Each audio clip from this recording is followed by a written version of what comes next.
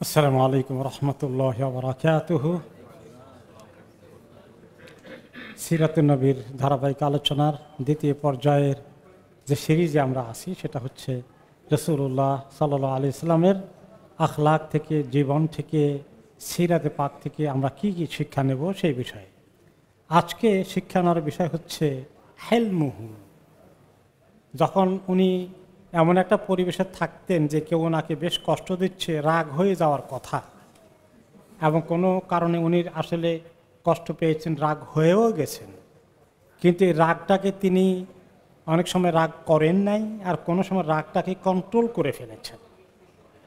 তা আমাদের এরকম হয়ে যায়, আমরা অনেক সময় রিয়াকশন দেখাই, কিন্তু ওনার থেকে শিখলে আমরা চেষ্টা করতে পারবো যে ঠিক আছে, রাগ আমাকে একজনে কষ্ট দিয়েছে, আমি রাগ করার সুযোগ নিতে পারি, কিন্তু আমি যদি রাগ না করে একটু সবর করি, আমার জন্য অনেক বড় পুরস্কার আছে। এবং কীভাবে রাসূলুল্লাহ সাল্লাল্লাহু আলাইহি ওয়াসাল্লাম সবর করেছেন সেটা দেখলে, জানলে আমাদের মধ্যে সেই প্র্যাকটিসটা আমরা নিয়ে আসতে পারব। তো এইগুলোই হলো মাকসুদ, যে আমরা এভাবে ওনার জীবন থেকে, জীবনের মোড়ে মোড়ে ওনার থেকে শিক্ষাগুলো নিয়ে, এগুলো তো সব আমাদের আমলনামা হবে। রাগ উঠছে আর যা খুশি বলে দিলাম, অ্যাকশন নিলাম, সব লেখা হয়ে যাবে আমার বিরুদ্ধে আল্লাহর কাছে আমলনামায়। আর আমি সবর করলাম, কটু কথা বলেছে, আমাকে বকাবকি করেছে, আমাকে অন্যায়ভাবে কষ্ট দিয়েছে, যদি আমি সবর করে ফেলি, আমি আল্লাহর কাছে আমার আমলনামাকে অনেক ভারী করতে পারবো নেকি দিয়ে। এই জন্য এগুলো শেখা আমাদের দরকার। তো আজকে বিষয় হচ্ছে হেলম, এবং তিনি কিভাবে ধৈর্য সবর করেছেন তার একটা এক্সাম্পল দিচ্ছেন আমাদের মা আয়েশা রাদিয়াল্লাহু আনহা। ব্যক্তিগত জীবনের এই ঘটনাবলীগুলো তো উনি বেশি বর্ণনা করেছেন, কাছ থেকে দেখেছেন, আর উনি এগুলো প্ল্যান করে করেছেন। কোনো কোনো ঘটনা ওনার সঙ্গে জড়িত আছে, এবং ওনার কাছে ওনার জন্য জিনিসটা বলা মনে হয় যেন ওনার জন্য মান নিচু হয়ে গেল, যে উনি একটু উল্টাপাল্টা করে ফেলেছেন, সেটাও তিনি বলেছেন। তিনি সংকোচ করেননি যে আমার জন্য শরমের কথা, আমার সঙ্গে ঘটনাটা ঘটছে, আমি এটা বলি তো মানুষে আমার ব্যাপারে কী ধারণা করবে। তিনি এগুলার তোয়াক্কা করেন নাই।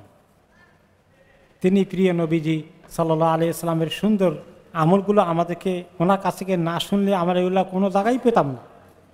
আল্লাহ তাআলা ওনাকে দারাজাত আলিয়া নসিব করে নিয়ে যান, রাদিয়াল্লাহু আনহা ওয়া আদখালাহা আল ফিরদাউসিল আলা, আল্লাহুম্মা আমিন। তো উনি বলেন যে একদিন ইহুদিদের এক দল বা কয়েকজন এসেছিল রাসূলুল্লাহ সাল্লাল্লাহু আলাইহি ওয়াসাল্লামের সঙ্গে কথা বলতে। বাড়ির বাইরে থেকেই তারা সালাম দিচ্ছে। এটা আপনারা তাফসিরে শুনেছিলেন, এখন আবার আমরা সিরাতে শুনি। যারা মিস করেছেন তাদের জন্য তো নতুন করে হবে, যারা আগে শুনেছি আমাদের জন্য আবার একটি রিমাইন্ডার হলো। তারা বাইরে থেকে বলছে আসসালামু আলাইক, আসসালামু আলাইক অভিশাপ, তোমার প্রতি মৌত নাজিল হোক। আর শব্দটা বলা কথা আসসালামু আলাইকুম, তারা বলল কি আসসালামু আলাইকুম, মাঝখানে লাভ নাই, সালামু আলাইকুম, আসসালামু আলাইকুম, তোমার প্রতি মৌত নাজিল হোক, তুমি হালাক হও। এখন কেউ যদি চ্যালেঞ্জ করে তুমি একথা বলছো কেন, কি বলছি, তুমি আসসালামু আলাইকুম বলছো, তখন সে কি বলবে, না না না, আমি তো আসসালামু আলাইকুম বলছি। অস্বীকার করবে না? অস্বীকার করবে। তো তারা এটা বললো আসসালামু আলাইকা। তো মা আয়েশা রাদিয়াল্লাহু আনহা ঠিকই উনি বুঝতে পারছেন তারা সালাম দেয় নাই, তারা অভিশাপ দিয়েছে। তখন তিনি জবাব দিলেন ভিতরে থেকে যে আলাইকুম আসসালাম ওয়া লানা, তোমাদের প্রতি মৌত আর আল্লাহ লানত নাজিল হোক। তো নবী করিম সাল্লাল্লাহু আলাইহি সাল্লাম শুনছেন মা আয়েশার জবাব। হয়তো মা আয়েশা এত জোরে বলে নাই যে ওরা শুনতে পেয়েছে, কিন্তু মহিলা মানুষ তো, কিন্তু ভিতরে ভিতরে মনের কষ্ট তিনি প্রকাশ করছেন। রাসূলুল্লাহ সাল্লাল্লাহু আলাইহি সাল্লাম শুনলেন, তিনি বললেন ওনাকে, মা আয়েশাকে রক্ষা করে, ইয়া আয়েশা ইন্নাল্লাহ রাফিকুন ইউহিব্বু রিফকা ফিল আমরি কুল্লি, আল্লাহ তাআলা অত্যন্ত সংবেদনশীল, তিনি খুব মাইল্ড মেজাজের, তিনি খুব কি বলা যায়, শক্তভাবে কিছু মোকাবিলা করা, এটা আল্লাহ তাআলা পছন্দ করেন না। সব কাজে তিনি নম্রতা, ভদ্রতা, নমনীয়তা এইগুলো পছন্দ করেন। তো তুমি এরকম বললা কেন? এটা তো খুব বেশি রিয়াকশন হয়ে গেল। কুলতু আমালাম তাসমা মা কালু, মা আয়েশা বলেন আমি বললাম আপনি শুনুন না তারা কি বলছে? কালা কুলতু ওয়া আলাইকুম, আমি শুনছি তো, আর আমিও বলছি ওয়া আলাইকুম, তোমাদের প্রতিও তাই, তোমাদের প্রতিও তাই। তো তোমরা যদি ভালো কিছু বলে থাকো সেটাও তোমাদের প্রতি আসুক, আর তোমরা মন্দ বলে থাকলে সেটাও তোমাদের উপরে আসুক, খালাস। আর বেশি দরকার নাই, তো আর বেশি দরকার নাই, আমরা এর বেশি যাবো না। এতটুকু বলছি, তারা ভালো বলে থাকলে সেটাও পাবে, মন্দ বলে থাকলে সেটাও পাবে। ওকে,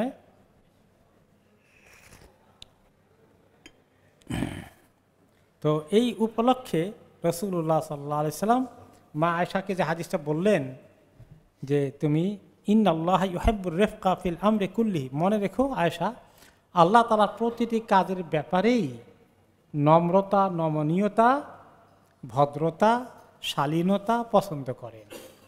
একজন তোমার সঙ্গে এরকম খারাপ ভাষা ব্যবহার করতেছে, তুমিও খারাপ ভাষা ব্যবহার করো, এটা কি আল্লাহ খুব ভালো মনে করেন নাকি? সে তো ঠকলো, সে তো অন্যায় করলো, তো তুমি ঠকবা কেন? তুমি আল্লাহর কাছে গুড বুকে থাকো। তো এভাবে করে যেন ওনাকে বুঝাই দিলেন। এরপরে আরেকটি ঘটনা ঘটে যে একবার নবী করিম সাল্লাল্লাহু আলাইহি ওয়াসাল্লাম কি করলেন, একজন থেকে তার একটা ছোট উট হাওলাত করে নিয়ে আসছিলেন, ওনার দরকার যে এরকম একটা উট আমি তোমাকে দেব, আমি একটু ঠেকে গেছি। হয়তো ওনার মেহমান টেমন আসবে, জবাই করবেন, না কাতুন সগীরা মানে ছোট একটা উট, তিনি তা থেকে নিলেন যে আমাকে একটু জরুরি দরকার, আর্জেন্টলি, কয়েকদিন পরে আমি তোমাকে আমার মাল আসলে এটা এরকম একটা দিয়ে দেব। এরকম আরব দেশে এটা অ্যালাউড ছিল, মনে করো আমার এই ছোট ছাগল এটা আমার দরকার, এটা তুমি আমাকে দাও, এরকম একটা তোমাকে আমি দেব। তো তারা এইভাবে করতো, এটা একটা সিস্টেম ছিল, হালত বারাত নিয়ে এইভাবে চলতো।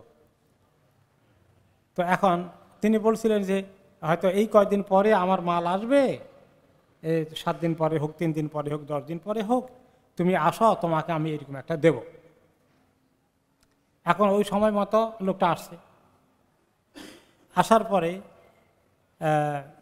নবী করিম সাল্লাল্লাহু আলাইহি ওয়াসাল্লাম বললেন যে আমার মালটা তো আসে নাই, ওকে, বা হয়তো একটু দেরি হয়েছে, উনি গিয়ে পাঠাই দেন নাই, সে আসছে এখন নেওয়ার জন্যে। তো তখন বলে যে আপনি দিলেন না এখনো, সে একটু শক্ত আকারে বলতেছে ফাগলাদ, যে আপনি খুব মানে গুরুত্ব দিলেন না, আপনি নিছেন আর দেওয়ার ব্যাপারে খবর নাই, এরকম মোটামুটি একটু রুড ভাষা ব্যবহার করেছে, রূঢ় ভাষা ব্যবহার করেছে। তো সেটা যখন সে এরকম নবীর শানে এইভাবে কথা বলতেছেন, সে বেদুইন মার্কা কেউ হবে, আর আশেপাশে সাহাবাদের কাছে কেমন লাগছে?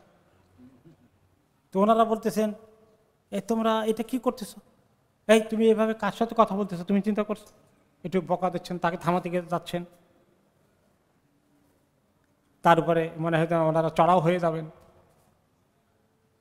তো নবী করিম সাল্লাল্লাহু আলাইহি ওয়াসাল্লাম বললেন সাহাবাদিকে লক্ষ্য করে, দাউহু ফাইন্না লিসাহিবিল হাক্কি মাকালান, তাকে ছেড়ে দাও, সে তো আমাকে মাল দিয়েছে, আমি তো দেওয়ার কথা, তার তো রাইট আছে আমাকে, যেহেতু সে আমার কাছে হক পাবে, কাজেই হক যখন পাই নাই তারটা সময় মতো, স্বাভাবিকভাবে তার রাইট আছে, এখন আমাকে সে বলতে পারে।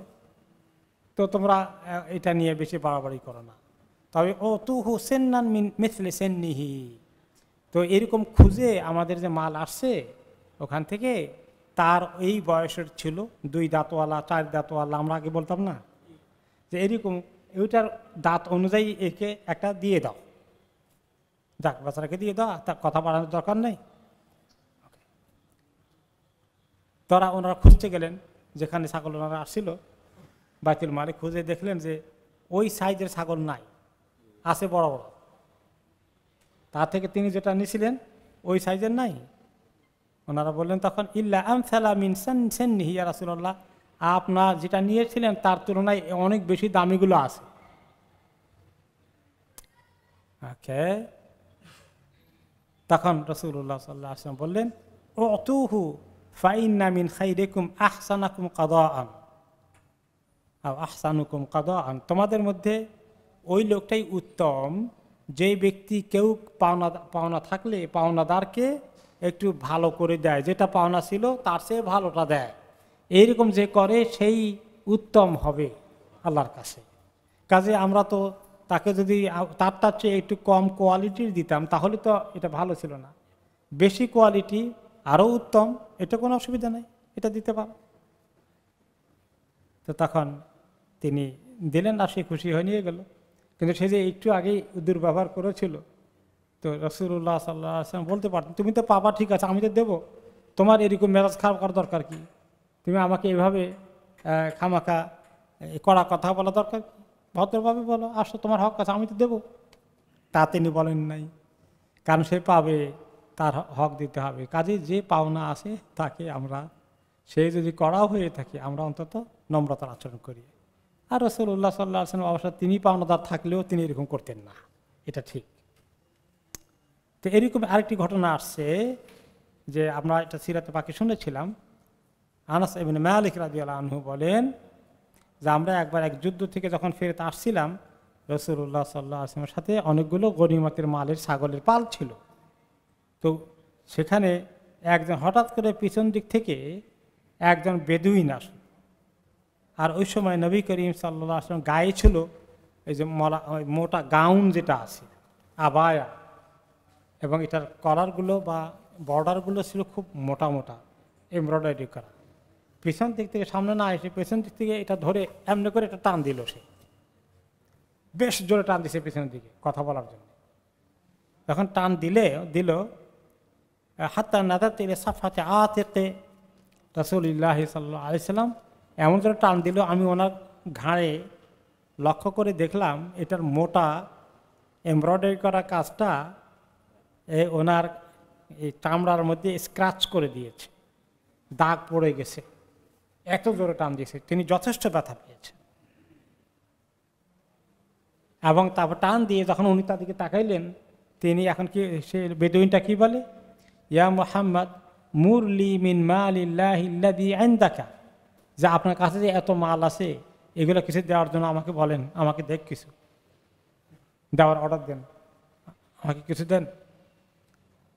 অন্য রেওয়াতে আসছে ওকে যে এটা তো ফাইন্নাহু ওকে লাইসা মালুকা ওয়ালা লিআবিকা, এই যে মাল নিয়ে যাচ্ছেন এগুলো আপনার মালও না, আপনার বাবার মালও না, এগুলো মালিল্লাহ, এগুলো আল্লাহর মাল, দেন আমাকে। দিল টান, কথা এখন কেমনে বলছে, এই সময় মেজাজটা কেমন ঠিক থাকবে আপনার আমার?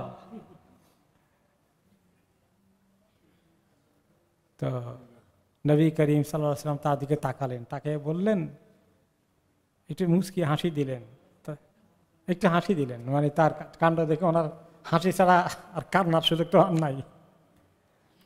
আর অত বলে দিলেন তাকে কিছু দিয়ে দাও, বাস চলে গেল। তো এইভাবে করে তিনি একটা জাহেলকে কিভাবে ডিল করলেন। এই সময় যথেষ্ট মানুষের রাগ হওয়ার কথা, কষ্ট পেয়েছেন, এই সময় যথেষ্ট রাগ হয়। বলতে পারতেন যে তো তুমি নিবে এরকম করছো কেন, যা তোমাকে দেবো না, গেট লস্ট। আমরা বোধহয় এরকমই করতাম কিনা আল্লাহ জানেন। এরপর আরেকটি ঘটনা, তিনি নিজে সাহাবীদেরকে বলবেন না কেন, তিনি আগের নবীদের ইতিহাস আল্লাহ তাআলা ওনাকে জানিয়ে দিয়েছেন। প্রত্যেক নবীদেরকে সবর করতে হয়েছে, আসলে প্রত্যেক মুমিনকে সবর করতে হয়। যে ব্যক্তি জান্নাতি হবে সবর করতে হবে। আমাদের জীবনের প্রতিনিয়ত পারিবারিক জিন্দিগিতে, সামাজিক জিন্দিগিতে, ব্যবসা বাণিজ্য, যে কোনো জায়গায় আত্মীয় স্বজনের সঙ্গে আত্মীয়তা রক্ষার ক্ষেত্রে সব জায়গায় শুধু জ্ঞানজামের ব্যবস্থা আছে না, সমস্যার ব্যবস্থা আছে না।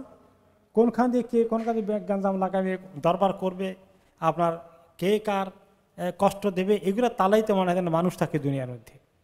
হবে সবগুলোর মধ্যে টিকে থাকা আল্লাহ তাআলার কাছে পাওয়ার জন্যে কীভাবে আমরা সবর করব, রাসূলুল্লাহ সাল্লাল্লাহু আলাইহি ওয়াসাল্লাম থেকে শিক্ষা নিয়ে ওইটাই হলো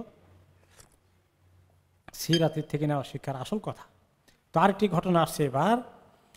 সাহাবী আব্দুল্লাহ ইবনে মাসউদ রাদিয়াল্লাহু আনহু বলেন যে একবার তিনি আমাদেরকে বললেন যে রাসূলুল্লাহ সাল্লাল্লাহু আলাইহি ওয়াসাল্লাম কিভাবে পূর্বের জামানার নবীদের কাহিনীগুলো আমাদেরকে শোনান।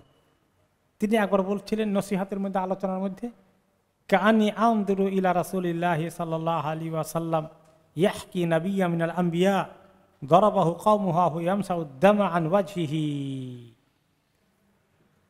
ওয়া ইয়াকুল রাব্বিগফির লিকাওমি ফাইন্নাহুম লা ইয়ালামুন। তিনি একবার আমাদেরকে আলোচনা করতে গিয়ে যে কথাটা বলেছিলেন যে কোনো একজন পূর্ববর্তী জমানার নবীকে যখন তার জমানার লোকেরা প্রচণ্ড কষ্ট দিল এবং ওনাকে যখন প্রহার করলো, আঘাত করলো, ওনাকে পেটালো, সেই নবীর কাহিনী তিনি বলছিলেন যে তার চেহারা দিয়ে রক্ত পড়তেছিল, আর সেই নবীটা চেহারা থেকে রক্ত মুছে এরকম করে বলতেন, তাদের প্রতি বদদোয়া অভিশাপ না করে বলেছিলেন, রব্বিগফির লিকাওমি ফাইন্নাহুম লা ইয়ালামুন। আল্লাহ আমার কওমকে আপনি মাফ করে দেন, তারা জানতে পারলো না তারা কি করছে, কত বড় জঘন্য অন্যায় করছে, তারা বুঝতে পারেনি, আল্লাহ আপনি তাদেরকে মাফ করে দেন। তো যে নবী পূর্ববর্তী নবীদের এই কাহিনী শুনান, সেই নবী কি আমল করবেন না? বরঞ্চ তিনি আগে নবীদের তুলনায় তো আল্লাহ তাআলা ওনাকে আরও আমল করার তৌফিক দিয়েছেন। এখন আমরা এগুলা শুনে পড়ে বলে, হা সুবহানাল্লাহ, নবী করিম সাল্লাল্লাহু আলাইহি ওয়াসাল্লাম কি করছে, কত কিছু না করছেন, এখানে সীমাবদ্ধ রেখে দিলাম। আমাদের জীবনে হবে কিনা? আমাদের জীবনে অনেক জাহেল মার্কা লোকদের সঙ্গে মোকাবিলা করা লাগে না? আত্মীয় স্বজন, এমনকি আপনি ইসলামী দাওয়াতি কাজ করতে গেলে আপনার ব্যাপারে খুব রূঢ় কথা বলতে পারে, বাজে মন্তব্য করতে পারে, তখন আপনি সেখানে মারামারি শুরু করে দেবেন নাকি? কোনো কোনো সময় তো মারামারি লেগে যায়, তাই না? হ্যাঁ, আপনি মারতে আসলে তো আপনি আত্মরক্ষা করবেন, কিন্তু যাতে করে অন্তত এড়ানো যায় চেষ্টাটা করেন। মার দিতে আসলে মার দেব খালি, এটা সবসময় ভালো হয় না। বরঞ্চ যদি এড়ানো যায়, ঠিক আছে, ওদিকে সেরে কেটে পড়েন, বলেন যে থাক, মারামারি দরকার নাই বাবা, আমার তোমার দাওয়াতি কাজেরও দরকার নাই, তুমি তোমার দিন নিয়ে থাকো, আমি আমার দিন নিয়ে থাকি। তো এগুলো নবী করিম সাল্লাল্লাহু আলাইহি ওয়াসাল্লামের জীবনে যেগুলো যেগুলো ঘটেছে, সেগুলো যখন আমাদের জীবনে ঘটে, আমরা সেভাবে এখানে শিক্ষা নিতে হবে। তাহলে নবীরা কওমের কাছ থেকে অত্যাচারিত হওয়ার পরেও বদদোয়া করেননি, কি করেছেন? দোয়া করেছেন, আল্লাহুম্মা গফির লিকাওমি ফাইন্নাহুম লা ইয়ালামুন। আল্লাহ আমার জাতিকে ক্ষমা করে দিন, তারা বুঝতে পারেনি। এরপরে নবী করিম সাল্লাল্লাহু আলাইহি ওয়াসাল্লামের আরও মারাত্মক ঘটনা একটা ঘটে, যে তিনি যখন হুনাইনের যুদ্ধের পরে, আমরা সিরাতের মধ্যে শুনেছি, ধারাবাহিক আলোচনায়, ইতিহাসে, এখন আবার শিক্ষার চ্যাপ্টারে আবার শুনছি, তাতে আমাদের রিমাইন্ডার হয়, ভুলে না যাই। গনিমতের মাল যখন বন্টন করে দিলেন, হুনাইনের যুদ্ধে প্রথমে পরাজিত হয়েছিলেন, পরের বার যখন বিজয় লাভ করলেন, যথেষ্ট গনিমতের মাল পেলেন, এগুলো বন্টন করে দিচ্ছে। তাদের অনেক উট, ছাগল, ঘোড়া, এগুলো অনেক গনিমতের মাল পেয়েছে। কিন্তু বন্টন করার ক্ষেত্রে সাহাবীদের মধ্যে যেভাবে বদর, উহুদ, খন্দকে বন্টন করেছেন ওইরকম করেননি, বরঞ্চ তিনি সেখানে দিয়ে দিলেন, খুব বেশি করে দিলেন কাকে? আকরা ইবনে হাবেস, তাকে দিলেন 100 উট। সেই একজন নও মুসলিম, একটা কবিরার লিডার, তাকে দিলেন 100 উট। ওয়াতা উয়াইনা মিসলু যালিক, উয়াইনা আরেক লিডার, আরেক কবিলার, তাকেও দিলেন এরকম 100 উটের গনিমতের মাল। এবং কুরাইশদের যারা ফতে মক্কার পরেই তো, মক্কা বিজয়ের পরেও তো অনেকেই মুসলিম হয়ে গেল, এবং তাদেরকে নিয়ে তো তিনি গিয়েছিলেন তায়েফের যুদ্ধে, হুনাইনের যুদ্ধে। ওদের অনেক বড় বড় লিডারদেরকে অনেকগুলো দিয়ে দিলেন। আর নবীর যারা সত্যিকার মুখলেস মুহাজির এবং আনসার সাহাবী, তাদেরকে তেমন একটা কিছু দিলেন না, তাদেরকে খালি হাতে নিয়ে মদিনায় চলে গেলেন। তো কেন দিয়েছিলেন তিনি এদেরকে, এই কয়েকটা লিডারকে এত বেশি মাল? কারণ এরা মাল পেয়ে তাদের কবিলায় গিয়া বলে, আরে জলদি ইসলাম কবুল করো, মুহাম্মদ এমন দাওয়া দেয়, কোনো হিসাব নিকাশ করে না। তার রাসূলুল্লাহ সাল্লাল্লাহু আলাইহি ওয়াসাল্লাম টার্গেট কি ছিল? লোকদেরকে ইসলামের দিকে নিয়ে আসা। তো এখন উনি তো এই নিয়তে দিচ্ছেন। তো সেখানেই একটা লোক ছিল, সে মুনাফিককে ছিল, সে ওই সমালোচনা শুরু করে দিল যে দেখো এই যে গনিমতের মাল বন্টন করলেন মুহাম্মদ, আল্লাহ ইন্না হাযিহিল কিসমা মা উদিলা ফিহা ওমা উরিদা বিহা ওয়াজহুল্লাহ। এই যে গনিমতের মাল বন্টন করে দিল 100 করে, এরকম বড় বড় লিডারগুলো দিল, কত মুখলেস সাহাবী আছে সারা মানে 12-13 বছর এত কষ্ট করলেন, 15 বছর এত কষ্ট করলেন, তাদেরকে বঞ্চিত করে এদিকে দিল। তোমরা বলো তো এখানে কোনো ইনসাফের কাজ হয়েছে? এই বন্টনের মধ্যে কি আল্লাহ সন্তুষ্টি চাওয়া হয়েছে? আল্লাহ সন্তুষ্টি মাকসুদ ছিল না, পলিটিক্স করতেছেন উনি। নাউজুবিল্লাহ, সমর্থন বাড়াচ্ছেন। দেখেন কিভাবে চলে গেছে। সাহাবী আব্দুল্লাহ ইবনে মাসউদ রাদিয়াল্লাহু আনহু এটা শুনতে পেলেন। এই লোকটা অন্য জায়গায় বসে আলোচনা করতেছে, ফিতনা সৃষ্টি করতেছে মুসলমানদের মধ্যে। তখন তিনি বললেন কি, আল্লাহি লা উখবিরান্না নাবিয়্যা সাল্লাল্লাহু আলাইহি সাল্লাম, আমি আল্লাহ নবীকে এটা বলতেই হবে, তা নাহলে এই লোকটা ফিতনা ছড়িয়ে দিবে, অনেক মুসলমান কনফিউজ হয়ে যাবে। কারণ ইতিমধ্যেই কিছু কিছু সাহাবারা এভাবে বলে নাই, কিন্তু কেউ কি একটু বলছে, কাউকে বোঝা গেছে তো নবী করিম সাল্লাল্লাহু আলাইহি সাল্লাম তো এবারে নিজেদের লোকদেরকে পাইছেন তো, কুরাইশদেরকে মক্কা বিজয়ের পরে ওনাদেরকে একটু বেশি করে দিচ্ছেন, একটু স্বজনপ্রীতি হয়ে যাচ্ছে। মানে একরকম লোকটা হলো বেশি বড় মুনাফিক, আর কিছু হলো দুর্বল মনা মোমেন, কিছু নেফাক আছে, কিছু ইমান আছে, ওরা ওইগুলো বলা বলি করছিল। হ্যাঁ, তো এরকম এই লোকটা সুযোগ নিল।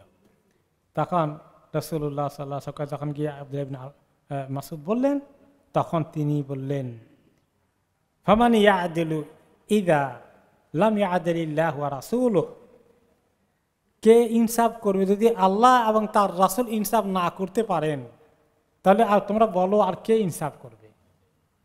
তিনি তো আল্লাহর ইচ্ছা ইঙ্গিত ছাড়া কোনো কাজ করেন না, নাকি?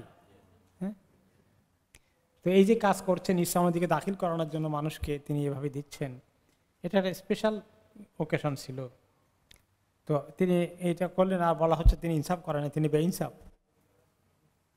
হ্যাঁ, তো তারপরে একটা লাইন তিনি বললেন, রাহিমাল্লাহু মূসা কাদ উযিয়া বিআকসারা মিন হাযা ফাসাবারা।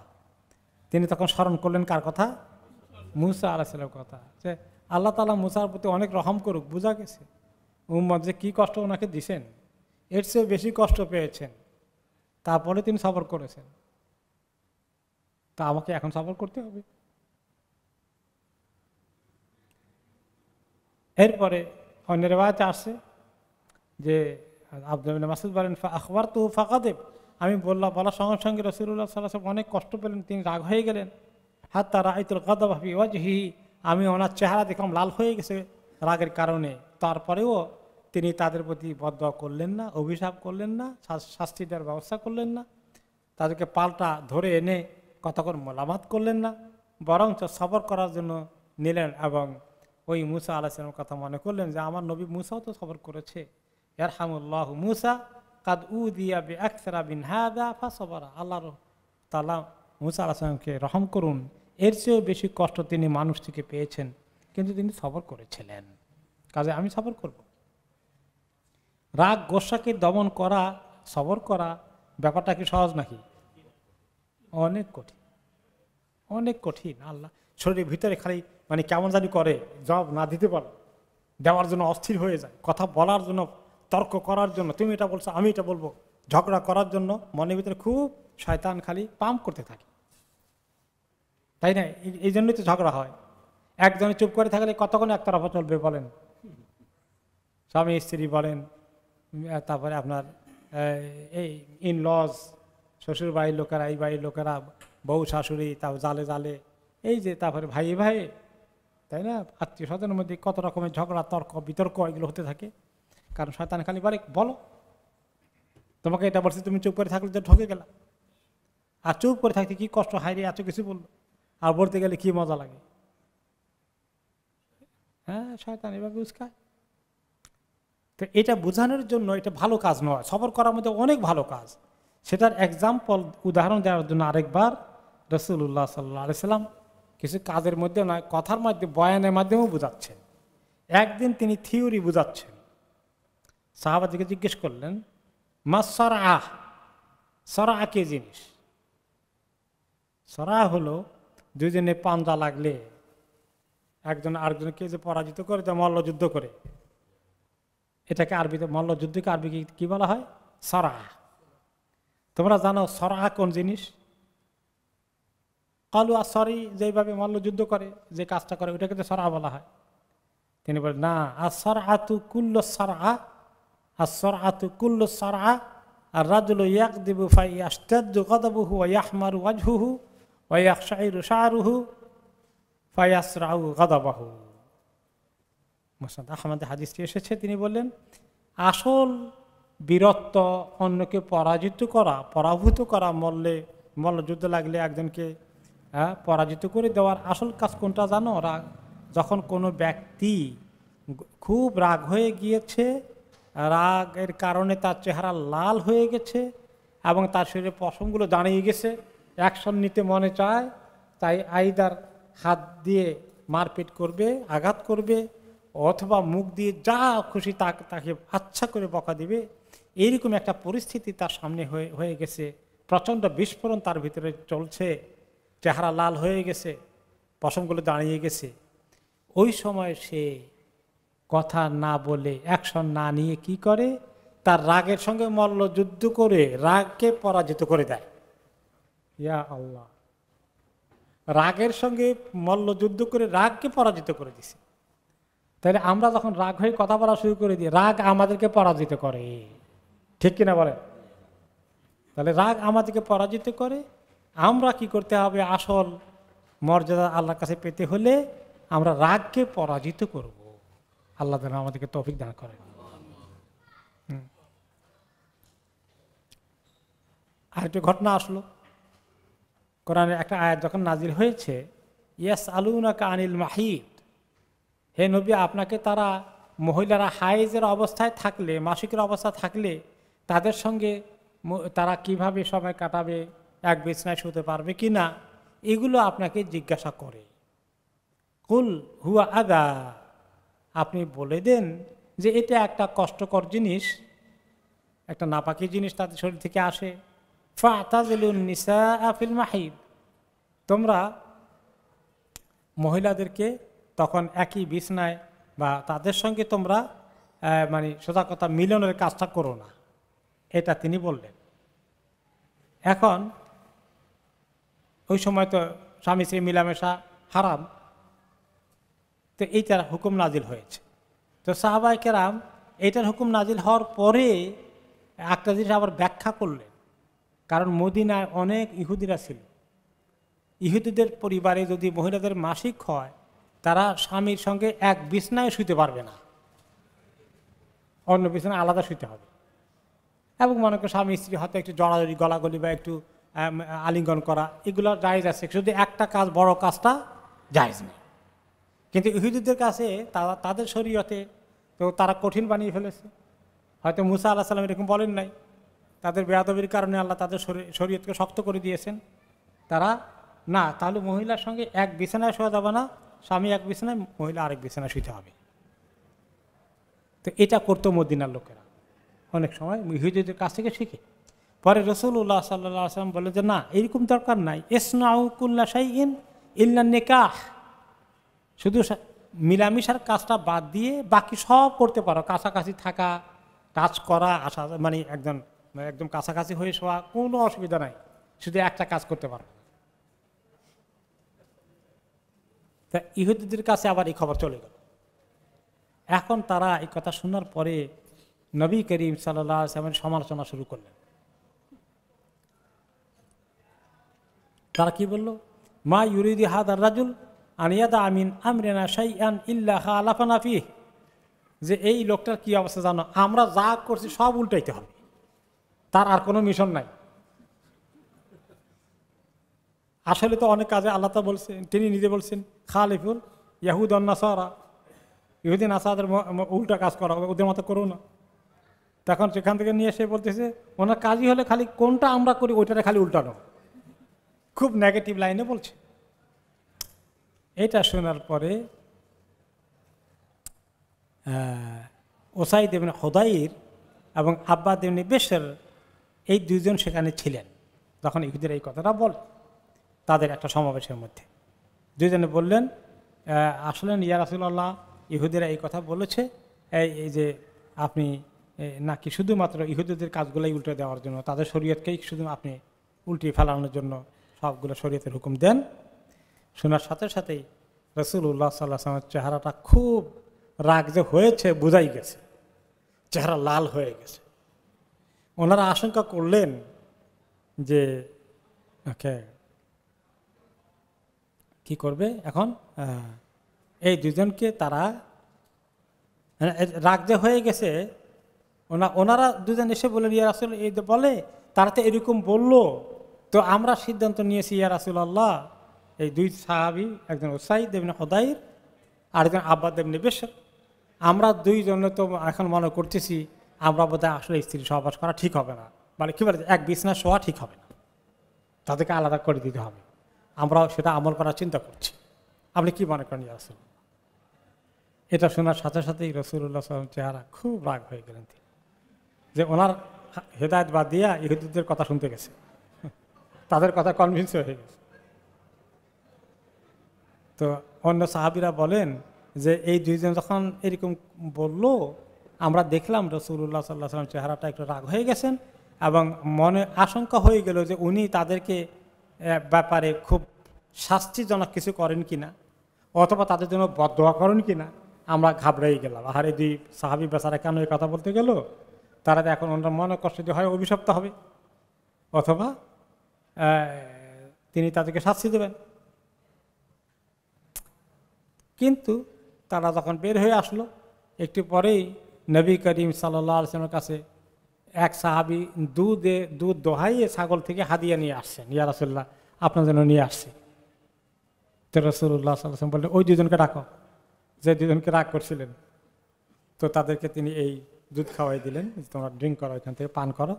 তো তখন বাকি সাহাবীরা বলে, এবার আমরা বুঝছি যে উনি আর মানে একটু রাগ হয়ে গেছিলেন ঠিকই, কিন্তু এর বেশি উনি বদদোয়া দিবেন না, আর কোনো অ্যাকশনও নেবেন না।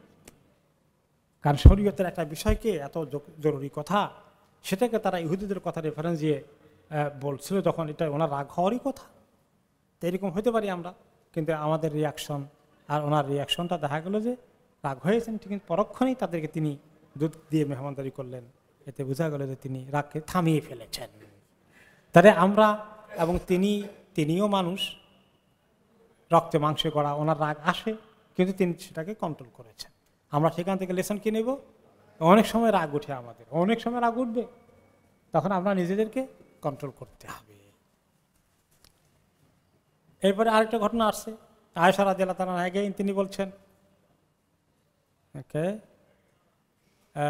এক সাহাবীর নাম, একজন আসলেন অন্য এক কবিলা থেকে, বনি সাওয়া নামক এক কবিলা, মদিনায় থাকে না। ওনার ইন্তিকালের পরে সে আসছে, আমি আল্লাহ নবীর জীবন থেকে কিছু শিক্ষা নিতে চাই, এই ব্যক্তিগত জীবনের ঘটনা, মা আয়েশা ছাড়া তো কেউ এত ভালো বলতে পারবেন না। ওনার কাছে আসছেন, বলে, ইয়া উম্মুল মুমিনিন, আপনি আমাদেরকে একটু বলবেন যে নবী করিম সাল্লাল্লাহু আলাইহি ওয়াসাল্লামের আপনাদের সঙ্গে আচার ব্যবহারে, ওনার চারিত্রিক আচার ব্যবহার, মাধুর্য, লেনদেন, এগুলো কেমন ছিল, একটু বলবেন কিছু দিয়ে একটা ঘটনা। তখন তিনি বলেন, তুমি কোরআন পড়ো নাই? কোরআনে তো অনেক কথা আছে, ওয়া ইন্নাকা লা আলা খুলুকিন আযীম। আল্লাহ নিজেই প্রশ্ন করেছেন যে আপনি অনেক মহান চরিত্রের উপরে প্রতিষ্ঠিত। আল্লাহ তাআলা ওনাকে এই সার্টিফিকেট দিয়ে দিয়েছেন, তুমি জানো না? কোরআনে তো বলে দিয়েছে।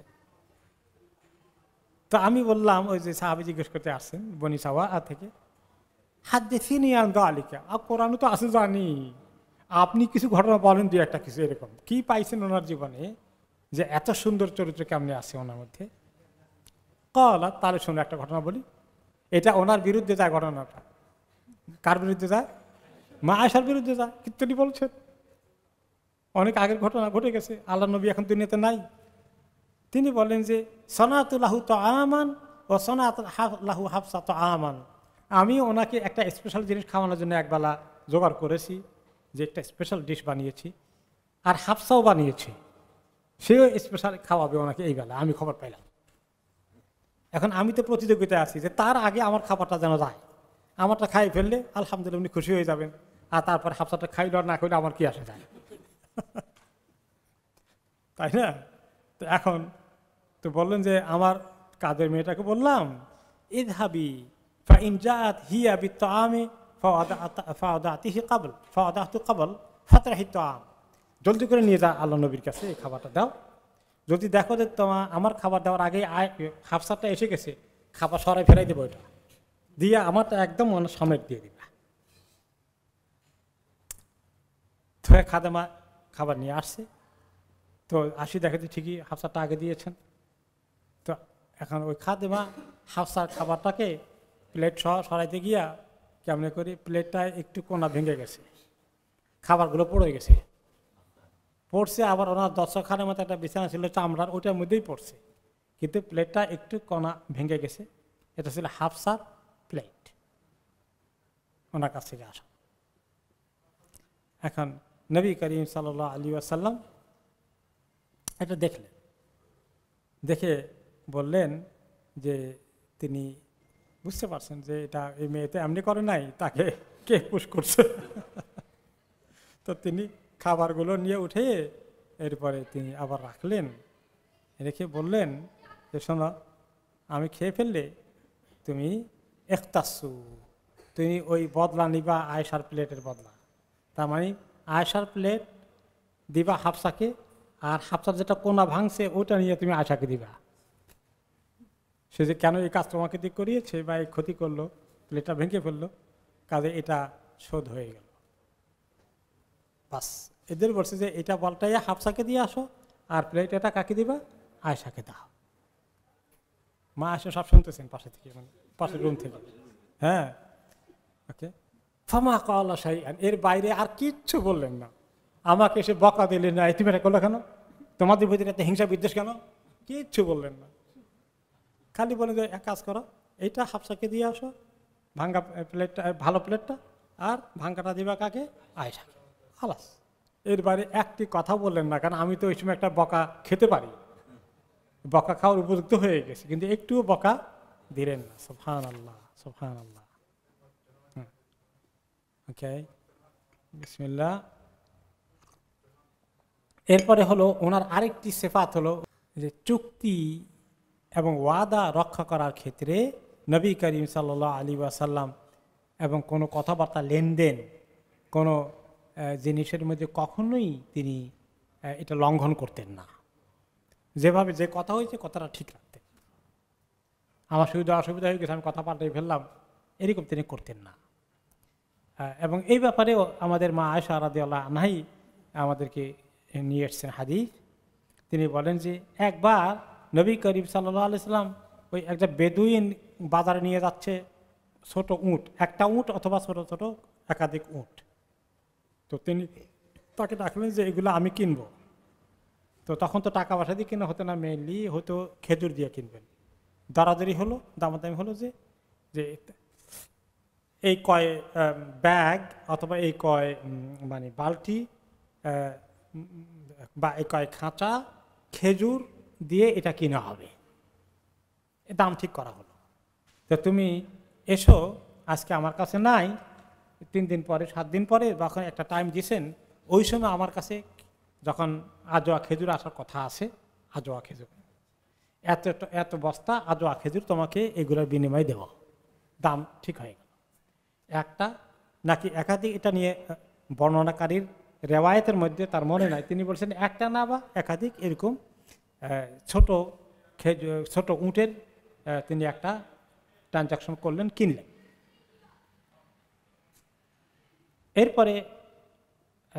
এরপরে কি হলো, নবী করিম সাল্লাল্লাহু আলাইহি সাল্লাম মনে করছিলেন যে ঘরের মধ্যে আছে খেজুর, যেখানে রাখার কথা। আসলে বলছিলেন যে এত এত বস্তা খেজুরের বিনিময়ে এটা কিনলাম। তো ঠিক আছে, সে দিয়ে দিচ্ছে, উনি ওগুলো ঘরে নিয়ে আসছেন। এখন ঘরে যেখানে খেজুর স্টক করে রাখছিলেন সেখানে গেলেন, গিয়ে দেখেন যে খেজুর নাই। ওনার হয়তো মনে নাই যে এগুলো আসলে তিনি আগেই দিয়ে দিয়েছেন, আগে ব্যবহার করেছেন, এখন আর নাই। তো বাইরে এসে বললেন, ইয়া আব্দুল্লাহ, এই আল্লাহ বান্দা শোনো, ইন্না কাদিব আনা মিনকা জাজুরান আও জাযায়ের, তোমার থেকে যে একটি উট বা কয়েকটি উটের বাচ্চা কিনছিলাম, বেওয়াসকে মিন তামারি দোখরা, যে এত বস্তা খেজুর দিয়ে আমাদের মনে করছিলাম আমাদের কাছে খেজুর আছে। ফালতামাস না হু ফলনা, যেহেতু কিনতে গিয়ে খুঁজে দেখি যে খেজুর নাই, এটা কে নিয়ে গেছে বা কোন সময় দিয়ে বলছে আসলে খেয়াল করি না, তাহলে কথা ঠিক থাকলো না, বেচা কিনে হয়ে গেছে, এখন বেচা কিনেটা আর মানে মূল্য পাওয়া যাচ্ছে না। এখন ইতিমধ্যে হয়তো বা বাজারে টাইমে কিছু শেষ হয়ে গেছে কিনা, এখন এই বেদুইন তো চিন্তায় পড়ে গেল যে আমার দেখো আগে নিল, নিয়ে এখন কথা পাল্টাই ফেলতেছে, দিল না। এখন সে বলে ওয়া গাদারা, এমন শক্ত কথা বলল যে হে মানে কথা রক্ষা যে করে না, কথা ভঙ্গকারী, কথা ভঙ্গকারী। হ্যাঁ, এবং গাদার আরো খারাপ অর্থে আসে, যে ব্যক্তি ধোকা দেয়, ধোকাবাজ, আপনার বলছে গাদ্দারি করছে, এই গাদারা থেকে আসে। গাদারা, কত বড় ধোকাবাজি করলা তুমি, তুমি কিনবে নিয়ে আমাকে নিয়ে এখন তুমি বলো তোমার কাছে নাই। তো এই কথা শুনছে আশেপাশে সাহাবীরা দৌড়ে আসলেন, আসে তারে ধরবেন, এখন কি বলতেছে, তার উপরে অ্যাটাক করবেন, এই অবস্থা কষ্টের, সাহাবাকেরা ধরতে পারতেছেন না। রাসূলুল্লাহ সাল্লাল্লাহু আলাইহি ওয়াসাল্লাম বলে দাউ ফাইন্না লিসাহিবিল হাক্কি মাকালান, থাক থাক ছেড়ে দাও তাকে, সে তো আমার কাছে পাও না, আমি কথা দিয়ে সেটা অনুযায়ী দিতে পারছি না, তো তার মানে কষ্ট আসছে, তার রাইট আছে, বলতে দাও, বলুক, সে বলছে থাক, সে বলছে অ্যাকশন নিও না। তারপর নবী করিম সাল্লাল্লাহু আলাইহি ওয়াসাল্লাম আবার গেলেন, আবার খুঁজে কাজে পান কিনা। ওকে, কোনো জায়গায় এই দিক সেদিক অন্য কাউকে হয়তো জিজ্ঞাসা করছেন, কোনো জায়গা থেকে জোগাড় করতে পারলেন না, তা আবার আসলেন, বললেন ইয়া আব্দুল্লাহ, শোনো আল্লাহর বান্দা, ইন্না চানা মিনকা জাযাইরা, আমরা তো কিনছি, কথা তো দিছি, বুঝছি, ওয়ানাহনু নাযুন্নু আন্না ইনদানা মা সামাইনা লাক, আমি শিওর ছিলাম যে আমার কাছে আছে, এইটা মনে করি তোমার সঙ্গে কথা আমি অ্যাগ্রি করেছি, কিন্তু আনফর্চুনেটলি ফালতামাস না ফলাম না, যে খুঁজলাম, খুঁজে এখন পাচ্ছি না, এটা কীভাবে খরচ হয়ে গেছে, কাকে দিয়ে ফেলেছি সেটা তো আর খেয়াল করি নাই। তখন সে আবার বলছে ওয়া গাদারা, হ্যাঁ রে, কথা উল্টা কিভাবে দেখছো, কথা ঠিক রাখে না, কথা ভঙ্গ করে। হ্যাঁ, এই এগেইন সাহাবীরা দৌড়ে আসলে তুই আবার এরকম ভাবে বলো তুমি আল্লাহ নবীকে, তিনি বললেন এগেইন, তারা এসে বললেন আই আকদের রাসূলুল্লাহ, কি বলো তুমি, কাকে বলো, আল্লাহ নবী বুঝে এরকম বিশ্বাসঘাতকতা করে, আল্লাহ নবী ইচ্ছা করে বুঝে এরকম কোনো ওয়াদা ভঙ্গ করে, কি মনে করছো তুমি? তিনি বললেন যে না, দাউহু ফাইনালি সাহেবের হাক্কি মাকালান, যেহেতু সে আমার কাছে পাবে, আমি অ্যাগ্রি করেছি, আমি দিতে পারতেছি না, এখন তো তার তো আমাকে, আমি দোষী, সে দোষী না, আমি অপরাধী। কয়েকবার এরকম হওয়ার পরে পরে নবী করিম সাল্লাল্লাহু আলাইহি সাল্লাম যখন দেখলেন এই বেচারা বুঝ টুজ নাই, কিছু কাজ হবে না, তারে দিতেই হবে, আজকে ফেরতও নেবে না, আর কালকে পরশু 2 দিন পরে আসো তাও শুনবে না, এখনই চাই। তখন তিনি একজনকে সাহাবীকে বললেন, যাও তুমি এক কাজ করো, খয়াইলা বিনতে হাকিম ইবনে উমাইয়া, ওনার আত্মীয় কোরাইশ বংশ এক মহিলা আছে, একটু ওনার অবস্থা ভালো, ওই মহিলার কাছে একটু যাও তো, জিজ্ঞেস করো, গিয়ে বলো যে নবী করিম সাল্লাল্লাহু আলাইহি সাল্লাম আপনাকে একটা কাজ করতে বলেছেন আমাদেরকে পাঠিয়ে, ইনকানা ইনদাকি ওয়াসক মিন তামারি যখরা, আপনার কাছে যদি এই পরিমাণ আজওয়া খেজুর থাকে, ফা আসলাফিনাহু, এই আল্লাহ নবী আপনার কাছে কর্জ চেয়েছেন, হাওলাত চেয়েছেন, ওনার একটা দেনা শোধ করতে হবে। তখন আলহামদুলিল্লাহ উনি দিলেন, ওনার কাছে ছিল, নবী করিম সাল্লাল্লাহু আলাইহি ওয়াসাল্লাম সাহাবী নিয়ে আসলেন, আসলে তাকে ডাক দেওয়া হলো, তুমি নিয়ে যাও। এসে নবী করিম সাল্লাল্লাহু তাকে বললেন ইযহাব বিহি ফাআউফিহি আল্লাযী লাহু, যে সাহাবী ওটা নিয়ে আসছিলেন মালগুলো, বললেন যে অমুকে আমার কাছে পাওনা আছে, তাকে পাওনাটা দিয়ে দাও। ওকে, পাওনা দিয়ে সে এখন বুঝে পেয়েছে, এবার সে খুশি, এবারে খুশি। এখন আসি বলে নবী করিম সাল্লাল্লাহু আলাইহি ওয়াসাল্লামকে বলে কি জানেন, জাযাকাল্লাহু খাইরান ফাকাদ আওফাইতা ও আতিয়াবতা, আল্লাহ আপনার জাযা খায়ের দান করুন, কথা ঠিক রাখছেন, সুন্দর করে দিয়েছেন, ভালোই দিয়েছেন, খারাপ দেন নেই। সুবহানাল্লাহ। তো তখন নবী করিম সাল্লাল্লাহু আলাইহি ওয়াসাল্লাম, সাহাবীরা তো তারা তামসা দেখেন, ভিতরে ওনাদের অনেক কষ্ট, কিছু করতে পারেন না ওনার সামনে। তো তিনি সাহাবাদেরকে লক্ষ্য করে বললেন, উলাইকা খিয়ারু ইবাদিল্লাহ ইনদাল্লাহি ইয়াউমুল কিয়ামা আল মুআফুনা আল মুতাইয়িবুন, মনে রেখো যেই লোকগুলো, ওই লোকগুলোই আল্লাহর কাছে ভালো ভালো মানুষ হিসাবে তারা সম্মান পাবে, যারা কিয়ামতের দিন যারা কথাবার্তা বললে এটাকে ঠিক রাখে, ওয়াদা করলে ঠিক রাখে, কন্ট্রাক্ট করলে এগ্রিমেন্ট করলে লঙ্ঘন করে না। হ্যাঁ, তারপরে কোনো একটা এগ্রিমেন্ট করেছে, চুক্তি করেছে, এগুলাকে যদ্দূর পারা যায় এটাকে ঠিক রাখে। এই ঠিক রাখার মানুষগুলো আল্লাহর কাছে অনেক পছন্দনীয়। সাহাবাদিকে লেসন দিলেন নবী করিম সাল্লাল্লাহু আলাইহি সাল্লাম, সেজন্য নিজে এসে আমলটা করে দেখালেন। আর সে যে দুর্ব্যবহার করেছে এর মোকাবেলায় কিছু না বলার জন্য উৎসাহিত করলেন যে পুরাই দিয়েছ, আর সেই দুর্ব্যবহার করলেও তুমি ভালো ব্যবহার করে বিদায় করে দিয়েছ। এটাই হলো আল্লাহ তাআলা আমাদের কাছে পছন্দ করে। এরপরে হলো যে এখন আরেকটি ঘটনা, চুক্তি ওয়াদা কথা ঠিক রাখার আরেকটি সাংঘাতিক শক্ত এক্সাম্পল এসেছে, দারুণ এক্সাম্পল এসেছে।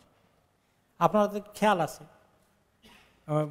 মাঝে মধ্যে ওনার সঙ্গে আরবদের দূত আসতো মদিনায়, বা মাঝে মধ্যে তিনি ওনার কোনো সাহাবীকে পাঠাতেন, তাদের সঙ্গে কথাবার্তা, যুদ্ধ সংক্রান্ত, সন্ধি সংক্রান্ত, হুদায়বিয়া সন্ধিতে অনেক এরকম দেওয়া হয়েছে না। তো একবার আবু রাফে নামে মক্কার একজন কাফেরকে মক্কার কোরাইশগণ পাঠালো মদিনায় নবী করিম সাল্লাল্লাহু আলাইহি ওয়াসাল্লামের সঙ্গে এই চুক্তি সংক্রান্ত কিছু বিষয় আলোচনা করার জন্য। তো উনি যখন এসে নবী করিম সাল্লাল্লাহু আলাইহি ওয়াসাল্লামকে দেখলেন, কথা বললেন, তিনি পরে বলেন যে উলকিয়া ফি কলবি আল ইসলাম, ওনাকে দেখার সাথে কথা শোনার সাথেই আমার অন্তরে মনে হয় ইসলামকে আল্লাহ ঢেলে দিলেন। এখন আমি ওনাকে বললাম, ইয়া রাসূলুল্লাহ ইন্নী ওয়াল্লাহি লা আরজু ইলাইহিম আবাদান, ইয়া রাসূলুল্লাহ আমি ঈমান আনি ফেলতেছি, ওদের কাছে ফেরত যাব না। কিসের ওদের চুক্তি মুক্তি, বাদ দেন ওগুলো, আমি আর কাফের দলে নাই, আপনি হক নবী, আমি আর দেরি করবো না। তো নবী করিম সাল্লাল্লাহু আলাইহি ওয়াসাল্লাম দেখলেন যে না, ইন্নী লা উখিসু বিল আহদ, শোনো আমি চুক্তি ভঙ্গ করব না। ওই সময় হুদায়বিয়া চুক্তি হয়ে গেছে যে এখানে মক্কা থেকে ইসলাম কবুল করে মদিনায় আসলে তাকে ফেরত দিতে হবে। তো তুমি ইসলাম কবুল করলে আমি ফেরত দেওয়া লাগবে। ওকে, ওয়ালা আহবাসুল বুরুদ। আর 2 নম্বর হলো যে তুমি একজন তাদের পক্ষ থেকে অ্যাম্বাসাডার হয়ে আসছো আমার কাছে কথা বলতে, দূত হয়ে এসেছো। আর দূতকে আটক করে রাখা, তারা বলবে দেখো মুহাম্মদের কাছে আমাদের দূত পাঠিয়েছি কথাবার্তা বলার জন্য, তাকে আটক করে জোর করে ইসলাম কবুল করাই দিছে, আরবের মধ্যে আমার অপপ্রচার ছড়িয়ে দেবে, আমি এই কাজ করবো না। এখন ওলা কিনের তুমি এখন যেভাবে আসো চুক্তির কথাবার্তা আমার সঙ্গে বলে ওইরকম ভাবেই এখন ফেরত যাও। ফাইনকানা ফিনাফসিকাল্লা দি ফিনাফসিকাল আন, তোমার ভিতরে যেটা আছে ওইটা ভিতরে রাখো, সুযোগ আল্লাহ তোমাকে দিবেন যদি তুমি সত্যি সিনসিয়ার হও, আল্লাহর কাছে মুখলেস হও, তবে আল আনা ফারজ, এখন তুমি ফেরত যেতে হবে। আমি আমার পজিশন নষ্ট করতে দেবো না। দেখুন মুহাম্মদ আমাদের দূতকে কনভিন্স করে আমাদের বিরুদ্ধে কাজে লাগাচ্ছে। এটা এরকম হয়ে যায় না। এখন এক দেশের থেকে আরেক দেশে পাঠিয়েছে, সে গিয়ে এখন ওই দেশের প্রতিনিধিত্ব না করে এর দলে যোগ দিয়েছে, এটাতে ইন্টারন্যাশনালি অ্যাকসেপ্টেবল না। নবী করিম সাল্লাল্লাহু আলাইহি ওয়াসাল্লাম শেখা চুক্তি রক্ষা করার জন্য বলে দেন না, এটা নিয়ম নয়, দূতকে ধরে রাখা, দূতকে ফেরত দিতে হবে। বলে যে আমি তারপরে চলে আসলাম, এরপরে কি আবার আমি মক্কা মদিনা চলে গেছি, কি পরে ইসলাম কবুল করে ফেলছি। এরপরে আরেকটি হাদিস এসেছে যে নবী করিম সাল্লাল্লাহু আলাইহি সাল্লাম যখন হুদায়বিয়া সন্ধি করছিলেন, অনেক আলাপ আলোচনা হলো, সহজে তার বসে 2 মিনিটে শেষ হয় নাই। তারা তো অনেক কিছু ছাড় দেবে না, তিনি তো যদি পারেন কিছু আদায় করবেন, এইবার ওমরা করতে পারবেন না, ঠিক আছে আগামীবার করবেন, অনেক কিছু আলাপ আলোচনা হলো। তো ওই সময় কুরাইশরা বেশি তখন করছে আলাপ আলোচনা, আমাদের তাদের পক্ষে বেশি, অন্যান্য সাহাবীরা তো খুব বেশি কষ্ট পাচ্ছেন যে এত ছাড় দিচ্ছেন কেন রাসূলুল্লাহ সাল্লাল্লাহু আলাইহি ওয়াসাল্লাম, ওমরা ইহরাম করতে আসছি, আমরা যুদ্ধ করবো না, আল্লাহর ঘরে তাওয়াফ করে কেন যেতে দিব না, তারা তো আপনার করতে দিলে আমরা যুদ্ধ করব, আমরা খালি হতে যাবো না, মানে আছে না। ওমর রাদিয়াল্লাহু আনহু নাখোশ হয়ে গিয়েছিলেন। তো নবী করিম সাল্লাল্লাহু আলাইহি ওয়াসাল্লাম বলে শোনো, আমি এই চুক্তি করার জন্য তারা যদ্দূর যেটা দিলে চুক্তি হবে, আমি রক্তপাত হবে না, যুদ্ধ হবে না, দরকার নাই, মারামারি কাটাকাটি দরকার নাই, আমি যা লাগে তারা যেটা বলে আমি চুক্তি করব। তাহলে এখানে একটা চুক্তির মধ্যে কী ছিল, যে ওখান থেকে চুক্তির পরে সই হওয়ার পরে কেউ যদি ওই দিক থেকে মদিনায় আসে, কোনো কাফের মুসলিম হয়ে আসে, তাহলে তাকে আবার ফেরত দিতে হবে কুরাইশদের কাছে। আর যদি কোনো মুসলিম দিন ছেড়ে মোরতাদ হয়ে যায় আর গিয়ে নবীর দুশমনি করার জন্য মক্কায় চলে যায়, তারা তাকে ফেরত দেবে না। একতরফা চুক্তি, দেখছেন? কিন্তু নবী করিম সাল্লাল্লাহু সাল্লাম এরপরে যুদ্ধ চান নাই, রক্তপাত চান নাই, আল্লাহ তাআলা ওনাকে মক্কা বিজয় করে দিয়েছেন রক্তপাত ছাড়াই। যাই হোক, তো চুক্তি এটা ওনারা অ্যাগ্রি করলেন যে এরকম হবে। ঠিক চুক্তি এখনো সাইন হয় নাই। এই সময় আবু জান্দাল ইবনে সুহাইল ইবনে আমর চলে আসলেন, তাকে বন্দি করে রাখছিল কে? কুরাইশগণ। কেমনে ছুটে, মানে হাত পা শৃঙ্খল থাকা অবস্থায় দৌড়ে মদিনায় আসছেন, তাদের মদিনায় না, তাদের সামনে এসে পড়ছেন। আলাপ আলোচনা হচ্ছে যে হুদায়বিয়া, মুসলিমদের ক্যাম্পে ঢুকে গেলেন, কেমনে পালিয়ে আসছে। তাকে দেখেই ওই সোহাইল যে চুক্তি করতে আসছে, সে বলে, ইয়া মুহাম্মদ আউয়ালু মা উকাদিকা আলাইহি আন তারুদ্দাহু ইলাইহি, এই যে এখনই চুক্তি আলোচনা করতেছি, এখন 1 নম্বর কন্ডিশন হলো তাকে আমাদের কাছে ফেরত দিবেন।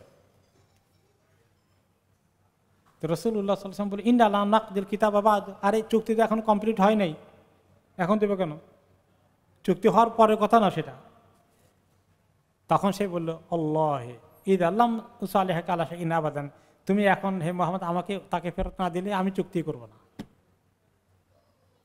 চুক্তি না করলে তো যুদ্ধ হবে, আর রাসূলুল্লাহ সাল্লাল্লাহু আলাইহি ওয়াসাল্লাম রক্তপাত চাচ্ছেন না। তো নবী করিম সাল্লাল্লাহু আলাইহি ওয়াসাল্লাম বলেন, শোনো, ফাআজিজহু লি, বা তারা চলে আসে, প্লিজ তুমি আমার তারে দিয়ে দাও আর চুক্তিটা করো আল্লাহর রাস্তায়। সে বলে, লা মা আনা বিমুজিজিহি লাক যালিক, না আমি এটা করবো না, আমাকে দিতেই হবে। তিনি আবার বলেন, বালা ফাফাল, প্লিজ প্লিজ করো করো, একটা এটা ছেড়ে দাও, এখন চুক্তি সই হয় নাই, তুমি কেন ওটা নিয়ে ধরে আসো? কালা মা আনা বেফাইল, সেবার না আমি করবো না কিছু, তাকে দিতেই হবে। এরপরে নবী করিম সাল্লাল্লাহু আলাইহি ওয়াসাল্লাম বাধ্য হলেন দিতে। ওকে,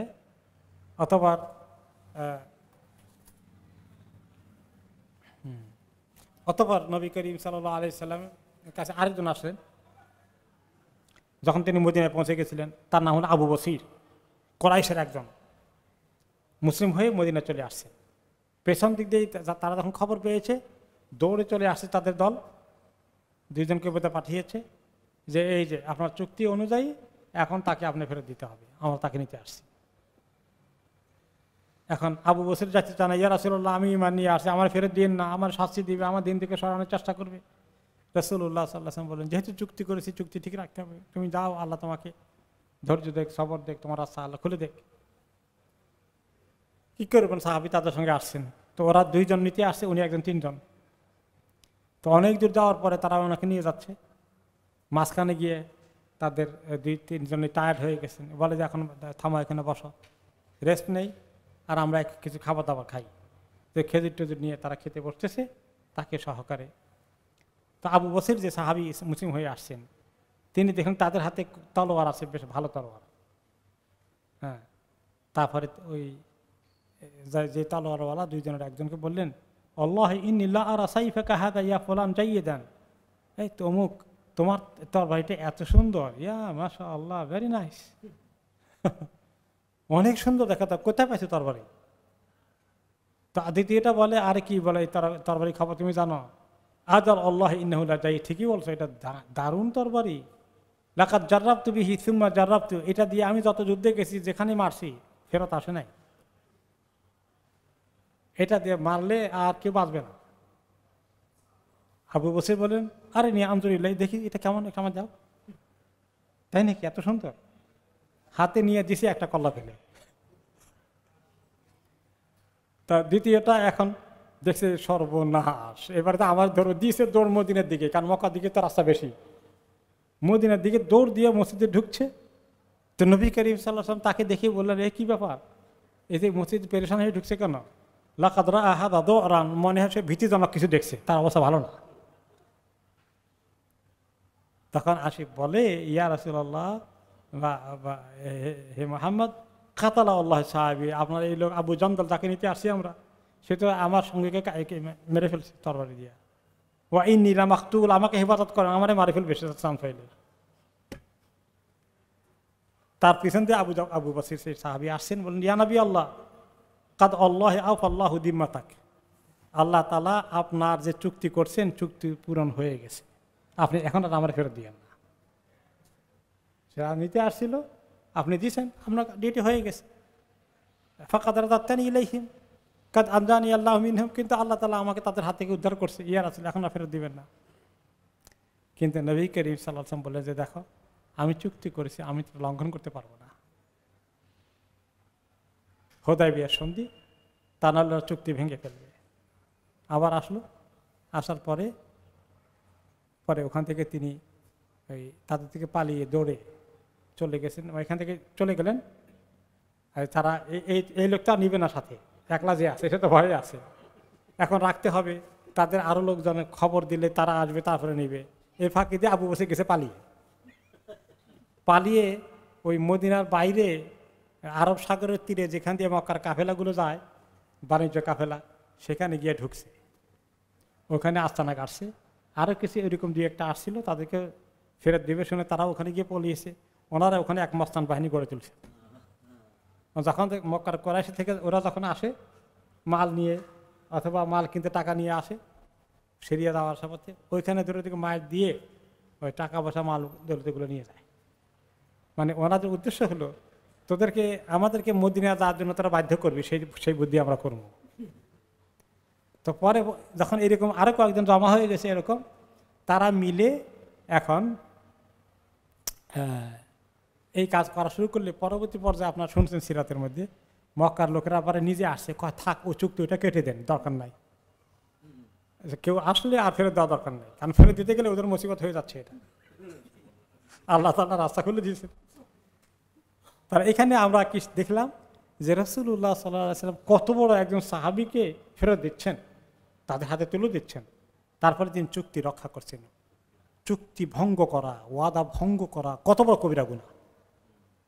এবং হাদিসে এসেছে ওকে, যে ব্যক্তি চুক্তি ভঙ্গ করবে কিয়ামতের দিন আল্লাহ তাআলা তার পেছনের এই রাস্তার উপরে দিয়ে এই জায়গায় একটা ফ্ল্যাগ লাগাইয়ে রাখবেন। সে যে চুক্তি ভঙ্গ করেছে, যে ওয়াদা ভঙ্গ করেছে, বড় ধরনের ক্ষতি করেছে, সেটার জন্য লেখা থাকবে এই যে অমুক ব্যক্তির এই চুক্তি ভঙ্গ করার কারণে তার এই দুরবস্থা।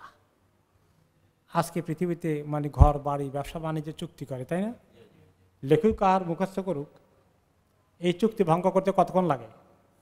সুযোগ পাইলেই আউট, আরেকজনকে সব নিজে দখল করে ফেলল। এই প্রতিযোগিতায় মুসলমানরাও আছে, শুধু অমুসলিমরা না। এরপরে ফাইনাল হাদিস টুডে, আজকের শেষ কথা হচ্ছে হুযায়ফা ইবনে ইয়ামান রাদিয়াল্লাহু তাআলা আনহু বলেন যে আমি বদর যুদ্ধে থাকতে পারি নাই একটি কারণে। আমি যুদ্ধে আসছিলাম এবং আরেকজন সাহাবী আবু হুসাইল মদিনা শহরের একটু বাইরে ছিলেন। সব সাহাবীদেরকে নিয়ে নবী করিম সাল্লাল্লাহু আলাইহি ওয়াসাল্লাম বদর যুদ্ধ করতে যাচ্ছেন, আমাদেরকে খবর দিয়েছেন। তো আমাদের আগেই ওনারা চলে আসছেন, আমরা আরেক সাইডে থাকি। তো আমরা আরেক সাইড থেকে আসার সময় কুরাইশরা আমাদেরকে দেখে ফেলেছে যে আমরা মদিনা যাচ্ছি। আমাদের টার্গেট হলো কি? রাসূলুল্লাহ সাল্লাল্লাহু আলাইহি ওয়াসাল্লামের বাহিনীতে যোগ দিয়ে তাদের বিরুদ্ধে যুদ্ধ করব, এটা তারা ধরে নিয়েছে, বুঝতে পেরেছে। তো তারা বলে ইন্নাকুম তুরিদুনা মুহাম্মাদান, তোমরা কি মুহাম্মাদের দলে যাচ্ছ, তার কাছে যাচ্ছ? ফাকুলনা মা নুরিদু ইলাল মাদিনা, আমরা বলছি যে আমরা তো মদিনায় যাচ্ছি, ওনাকে না, মদিনায় আমাদের কাজ আছে। আল হারবু খোদা, যুদ্ধের মধ্যে এরকম দুশমনকে প্রতারিত করার জন্য ধোঁকা দেওয়া জায়েজ আছে, শুধু যুদ্ধের জন্য, অন্য সময় না। অন্য সময় অমুসলিম, যুদ্ধ নাই, দুশমন হলেও তাকে ধোঁকা দেওয়া যাবে না, শুধু যুদ্ধের ময়দানে। তো তারা আমাদেরকে এখন কি করলো? ঠিক আছে, তো ছেড়ে দেবে এক শর্তে, আল্লাহর কসম করে ওয়াদা করবা যে তোমরা মদিনায় যাবা, মুহাম্মাদের বাহিনীতে ঢুকবা না আমাদের বিরুদ্ধে যুদ্ধ করতে। কসম করো, তাহলে ছাড়বো না, ছাড়বো না। তা আমরা কি করবো? কসম করতে বাধ্য হয়েছে। তারপরে আসছি তো আমাদের মতলব তো ভিতরে আছে, নবী করিম সাল্লাল্লাহু আলাইহি ওয়াসাল্লামের সঙ্গে যুদ্ধ যোগ দিব। তখন এসে খবর বললাম, তিনি বললেন আমাদেরকে ইনসারেফা, যে তোমরা তাহলে জয়েন করো না। নাফি লাহুম বিআহদিহিম, তারা যে ওয়াদা তোমাদেরকে করিয়েছে কসম করে, আমরা সেই ওয়াদা রক্ষা করব বা কসম রক্ষা করব, কসম ভাঙবে না। ওকে, ওয়ানাস্তাইনুল্লাহ আলাইহিম, আর আল্লাহ তাআলা যেন আমাদেরকে তাদের উপর সাহায্য করে সেই দোয়া করব, কিন্তু তারপরে আমরা ওয়াদা ভঙ্গ করব না। তোমরা ওয়াদা করেছো, কসম করেছো, সেটাকে আমরা ঠিক রাখার চেষ্টা করব, তোমাদের যুদ্ধে আসা দরকার নেই। তো পরে সাহাবী বললেন যে হুযায়ফা ইবনুল ইয়ামান কত সিরিয়াস সাহাবী না, তিনি বলেন যে এই কারণে যুদ্ধ আমরা মিস করলাম, বদরের যুদ্ধে এত বড় নিয়ামতটা মিস করে ফেললাম। যাই হোক, very final one, Nabi Karim সাল্লাল্লাহু আলাইহি ওয়াসাল্লামের তিনি যে ওয়াদা ভঙ্গ করতেন না, তিনি যে কোনো চুক্তি ভঙ্গ করতেন না, ওয়াদা কথা ঠিক রাখতেন, এর সাক্ষী দিছে ওনার দুশমন আবু সুফিয়ান। কোথায়? হিরাক্লিয়াসের দরবারে যখন ডাকা হলো, নবী করিম সাল্লাল্লাহু আলাইহি ওয়াসাল্লাম চিঠি পেয়ে আসলাম তাসলাম, যে তুমি আল্লাহ আমাকে নবী রাসূল বানিয়ে পাঠিয়েছে, তুমি ইসলাম কবুল করো, তাহলে তোমার সমস্ত সাম্রাজ্য ঠিক থাকবে, আর তুমি যদি কবুল না করো তাহলে তোমার দুনিয়া আখিরাত ক্ষতিগ্রস্ত হয়ে যাবে। তখন এটিকে আসলে আল্লাহ নবীর সাথে খ্রিস্টান, সে জানে আখেরি নবী আসবে। তখন সে ডাকলো কাদেরকে? যে আরবদের ওই নবীকে চিনে, তার খ্যাতি গোষ্ঠীর করার মাঝে মাঝে এখানে আসে, তারা কেউ আসে নাকি এখন বাণিজ্য কাফেলা ধরে নিয়ে আসো। কাকে ধরে নিয়ে আসা হলো? আবু সুফিয়ান। তখন তিনি বাণিজ্য কাফেলার লিডার হয়ে আসছেন। সে কয়েকটি প্রশ্ন করেছিল, অমুকে চিনে কে চিনি। ওয়ান অফ দ্য কোশ্চেন কী ছিল? যে ফাহালিয়াকদেরু, সে কি কখনো বিশ্বাসঘাতকতা করে, ওয়াদা ভঙ্গ করে, চুক্তি ভঙ্গ করে, কথা দিলে কথা উল্টিয়ে ফেলে, গাদ্দারি করে, এরকম পেয়েছে কোনো কিছু? আবু সুফিয়ান বলে সুযোগ তো একটা আসছিল, দুই সেটা কাহিনী বলে দিতে পারলে খারাপ হতো না, যে এত গাদ্দারি করছে, কথা উল্টে ফেলছে। বলতে পারি নাই, কারণ আরবের কাফেরদের লিডারদের কিছু স্ট্যান্ডার্ড ছিল আখেরি জামানার মুসলমানদের লিডারদের থেকে। হ্যাঁ, সে বলে যে কুলতুল্লাহ, না এরকম আমরা কিছু পাই নাই, তবে একটু সুযোগ নিলাম। কি ওয়ানাহনু মিনহু ফি মুদ্দাতিন লা নাদরি মা হুয়া ফাইলুন ফিহা, তবে এখনো তো চুক্তির বেশি দিন হয় না, সামনে আরো বাকি আছে, কোনটা করে না করে এখন আমরা ফাইনাল না আর কি, তবে এই পর্যন্ত কিছু হয় নাই। তো আবু সুফিয়ান পরে বলেন, লাম আতামাক্কান মিন কালিমাতিন তুতিহি সূরাতান সাইয়্যাআন মুহাম্মদ গায়রা হাযিহিল কালিমা, এর নেগেটিভ কিছু মানে একটু টেস্ট ছাড়া আর কিছু পাইলাম না সরাসরি ওনার বিরুদ্ধে বলার জন্যে। তো নবী করিম সাল্লাল্লাহু আলাইহি ওয়াসাল্লাম আমরা তার উম্মত, তিনি আমাদেরকে এগুলো শিখালেন। তা আমরা যেন চেষ্টা করি আমাদের কথাবার্তা, ওয়াদা, চুক্তি, কন্ট্রাক্ট, বিজনেস কন্ট্রাক্ট, তারপরে বিভিন্ন রকমের যে লেনদেনগুলোর মধ্যে ক্ষেত্রে আমরা করি, এগুলো যেন কখনো বরখলাপ না করে নিজের আখের গুটি নেতা নেওয়ার জন্য বাকিদেরকে একেবারেই শেষ করে দিলাম, সর্বস্বার্থ করে দিলাম। কত মানুষ সব ইনভেস্ট করেছে, আর যে এগুলো নিয়ে গেছে তার কোনো খবর না, সে নিজের ফুর্তির জগতে আছে, মানুষ তার পিছনে পিছনে ঘুরে বছরের পর বছর, তার কোনো খবর নেই। আল্লাহ মাফ করুন। আল্লাহ তাআলা আমাদেরকে নবী করিম সাল্লাল্লাহু আলাইহি ওয়াসাল্লামের এই সুন্দর আদর্শগুলো আমল করার তৌফিক দান করুন ইনশাআল্লাহ।